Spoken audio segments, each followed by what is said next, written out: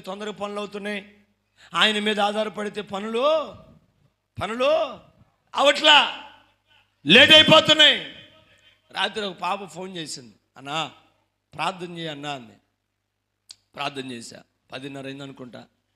ప్రార్థన నుంచి ఇక్కడ శనివారం ప్రార్థన ముగించుకొని ఇంటికి వెళ్ళాం. కళ్ళు తెరిస్తే తెల్లగా కనపడుతుందంటే ఏందో ముసుగేసుకొని.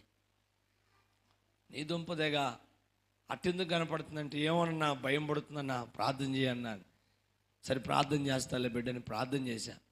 ఉదయాన్నే ఫోన్ చేస్తే అంటుంది, అన్నా నువ్వు ప్రార్థన చేసి పడుకున్నా, నువ్వు ప్రార్థన చేసావు, నేను పడుకున్నాను, తెల్లవారేసరికి యేసయ్య నా ప్రక్కనే కూర్చున్నాడు. స్తోత్రం చెబుతా గట్టిగా. ఎవరు కూర్చున్నారంట? ప్రార్థన లేకపోవటం వల్ల దెయ్యాలు వస్తాయి, ఇది సత్యం. ప్రార్థన లేకపోతే నీ జీవితాల్లోకి కుతికలు పిసికేస్తాయి. పాస్టర్ గారు